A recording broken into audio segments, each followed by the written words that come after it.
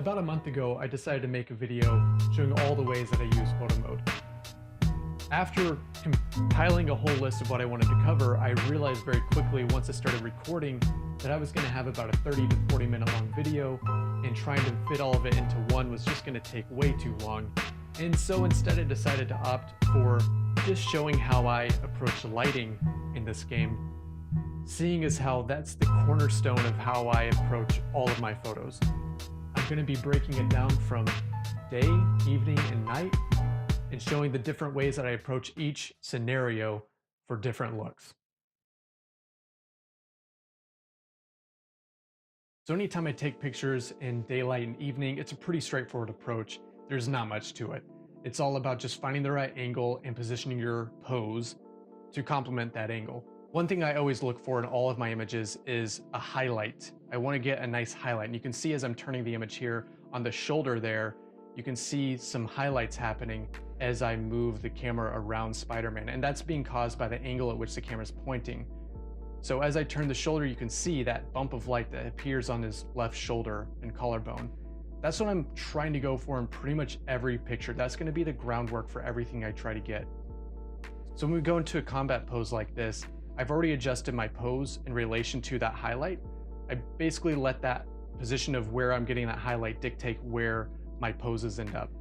So right here, when I zoom in, I can see along the arm a nice highlight on the tricep, bicep area, and kind of softly grazing over the chest. And already I'm starting to see more detail. But something I'll also do is adjust my field of view and my focus distance / aperture to really separate Spider-Man from the background and give a little bit more sense of depth. Unfortunately, in this game, the default focus distance in the menu system is 71, which you're going to want to dial that back, and 71 is kind of a high number. So a trick that I've learned to make that dialing back faster is basically switching over to my camera mode and going into selfie mode and then back into free camera just real quick. And as soon as you go into selfie mode and back to free camera, the focus distance in the lens menu will now magically be at 0. But now with that highlight on his arm wrapping around his chest, we get a really good nuanced look at the detail in the suit because it's showing that texture. It's actually revealing that texture because the light is hitting it at an angle that allows detail to be shown, as opposed to an angle like this. Now obviously the pose is not right, but it's also a bad angle for the light, because as we go down the suit, all the detail is there, but it's not being shown in any kind of nuanced way. We don't have any contrast being added to the detail, so therefore the suit, generally speaking, looks kind of flat. There's not much there. We're not able to draw out much nuance from the image, as opposed to our original angle, which had the light draping over him in a way that revealed that contrast.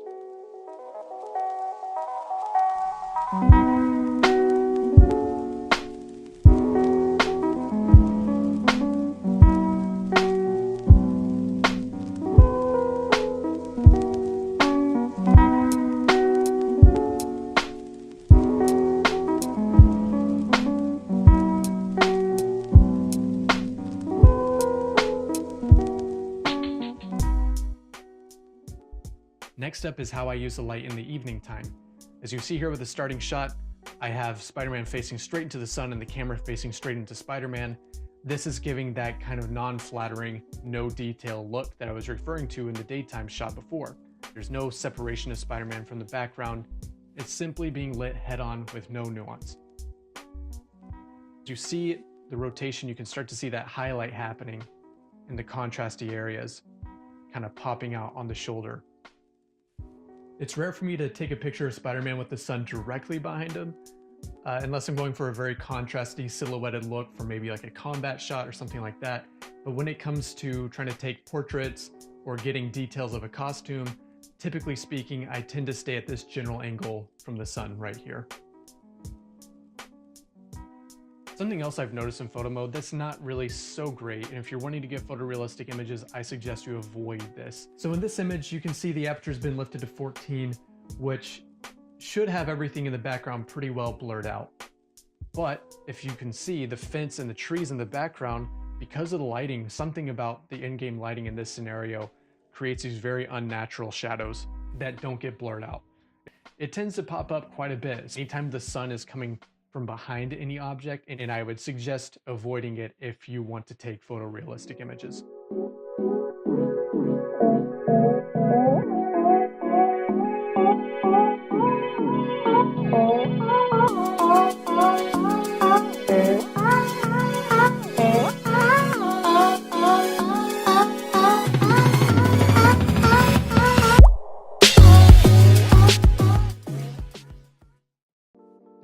of things you can do at nighttime, a lot of different light sources you can mix and match, and more things, in my opinion, to be aware of and to consider.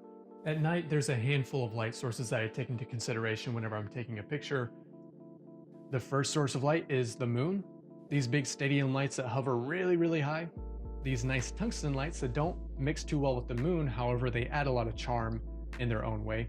There's some park lights that lie on the ground that can get you some interesting effects. These lights are often found in Times Square, hidden within the LEDs. Fire trucks and SWAT cars are a really fun way to get some street portrait work done. The last thing I'll cover are 2 photos I found on Reddit that showed a new use of lighting in this game that I wasn't aware of. And so I wanted to give a shout out to these guys and see if I can replicate their images.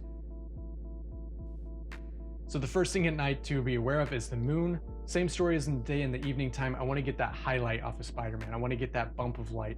So any kind of sheen or nice shimmer off to the side or on the edge is going to be what I'm going for. This is usually not enough to light an entire scene because the moon is just so dim. It's not going to fill in any kind of wrapping around of Spider-Man's details.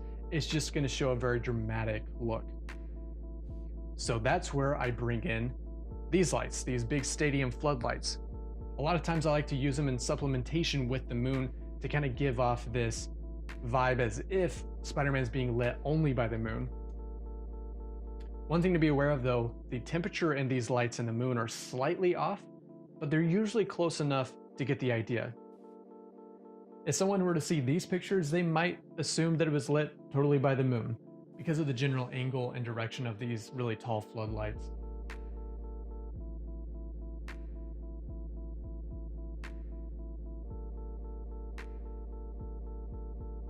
So I really like to use these big tall floodlights to supplement the moon, to give off that feel and that vibe, depending on what I'm trying to go for. The next line on the list that I'll be covering is the tungsten lights, specifically the tungsten lights in the park. I like to get motivation out of my images in the lighting, and so if I see a light in the background that has the same temperature as these tungstens, I usually like to pair them up and line them up in a way that gives that depth as well as giving that motivation. So in this instance, I'm going to put him slightly in front of this main light so that he gets a strong backlight. And so now that I'm able to use the field of view and zoom in, I can compress the image and bring that light in the far, far background, seemingly closer to Spider-Man, so that now it almost looks as if he's being lit from the back by that far distant light. So not only does it act as a practical light that gives a nice soft bokeh, but it also gives motivation to the scene.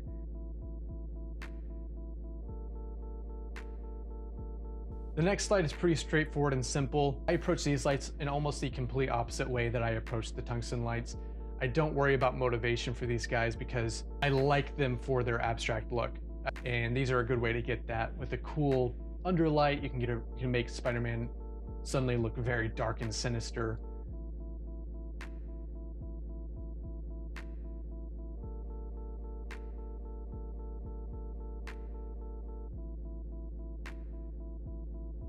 Next lights are the lights that Insomniac hides in the LEDs in Times Square that change colors. Again, pretty straightforward. I don't usually worry about motivation for these guys just because they're purple and they're green. It's going to be kind of a stylistic feel anyway, but you can usually find them within the LEDs and scattered around New York City as well, but typically they're in the LEDs at Times Square to try to give off the idea that LEDs are giving light when they're not. And when I say the LEDs in Times Square aren't giving off any light, I mean they're not giving off any light to Spider-Man, which is really what counts. As you can see here, I am surrounded by LEDs in Times Square, and Spider-Man is pitch black.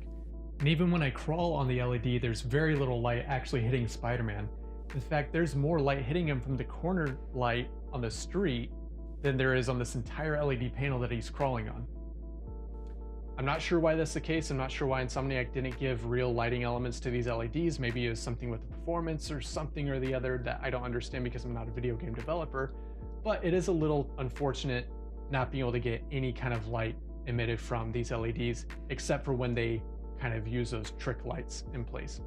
But fortunately, Insomniac was nice enough to hide these little lights inside the LED panels so that we can pretend that we're being lit by the LEDs in Times Square. Next up is car lights. As soon as I find one, I basically just position Spider-Man in a way with this pose. It gets me that edge light that I've been covering this entire time. and will also give off that glare. If you ever come across an ambulance on a shaded street during the daytime, you can use that to get some really cool looks too.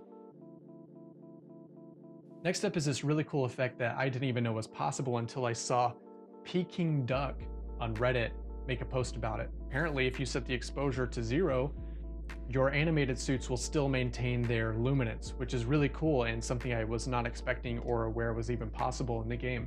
The cool thing about this effect is that not only does it show the unique properties of the animated suits, but it also shows the cool effect you can get from forced perspective.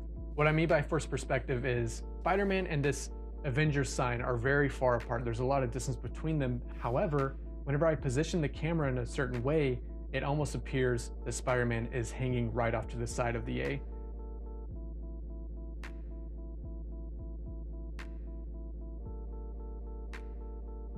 Next up is this image that was taken by Ocean Boy that was posted onto Reddit. And what I really like about it is that it found a way to use the research stations as a cool source of light. And I had never really thought of taking a picture inside the research stations until I saw this image. It just looks so cool that I had to try to recreate it. As you can see, I'm trying to position and angle the shot in the same way that was posted on Reddit, but I can't tell you how many times I tried this without any kind of success. I got close a few times. In fact, this attempt is going to be my closest attempt that you're seeing. I even had the same outfit, I had the same angle, I felt like I had the same angle, but something about my angle was just off. And you can see here, because in his image, there's some light going across his chest, and in my image, I was never, after so many attempts, I was never able to get that same light coming off of the chest. I'm not sure what I was missing here. I don't know where that extra source of light was coming from. So Ocean Boy, for watching this, if you could just let me know what is going on in your picture, that'd be awesome, because I am just completely stumped by it. After trying to get that shot, it just kind of dawned on me that these research stations are all essentially just giant light boxes. And so I figured I'd try to find a way to use them creatively that gave atmosphere to the city background. Basically positioning Spider-Man directly outside of the door, just enough to light him up with the city in the background. I was able to get this shot right here, which to me, I really enjoy because it feels like Spider-Man's being lit by the city as opposed to a research station.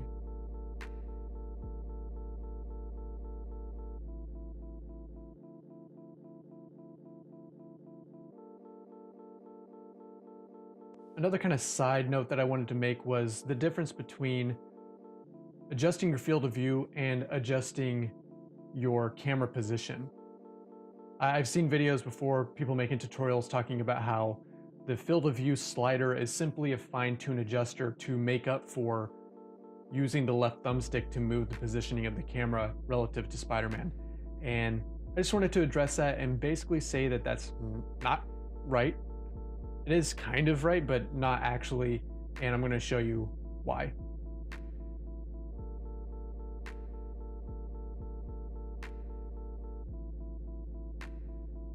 So now I'm zoomed all the way out and I've brought the camera closer to Spider-Man. So as you can see, even though the framing of Spider-Man is basically the same as I had it before, we have a dramatically different looking image.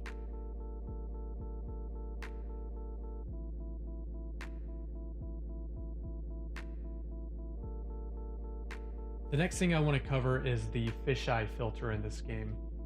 Straight up, I just don't use the Fisheye Filter. While it does get you the same distortion that you would expect to see out of a fisheye lens, it doesn't get you the same effect in regards to the field of view that it captures. Things are being brought closer to the camera, whereas true fisheye lenses push things away from the camera. So Insomniac got the visual effect correct with the fisheye. It does warp your image like a fisheye would. However, it's not totally accurate because it's not increasing your field of view. I posted this funny picture on Reddit a while ago. I call it the Stealfy because it's a stealth combat animation designed to look like a selfie. It's really straightforward. My favorite place to go is this Fisk hideout. It's one of the first ones that you come across. This combat animation happens really fast, so you have to be quick. You have to be ready to go into photo mode at a moment's notice. Now, right here in this animation, it's not quite where I want it because his hand is covering up his mouth.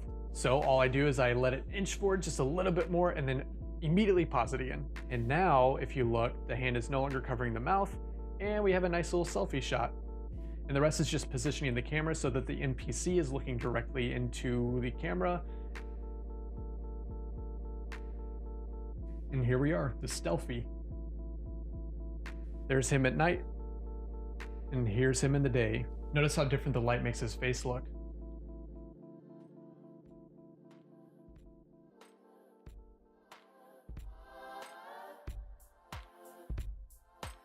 So that's it for the video. I hope you enjoyed listening to me ramble about Photomode. If you found any of this helpful at all, go ahead and leave a like and maybe share it with a friend.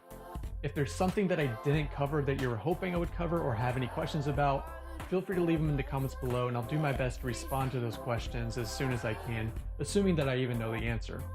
And if I don't know the answer, maybe someone else in the community will, and we'll be able to help each other out in that way.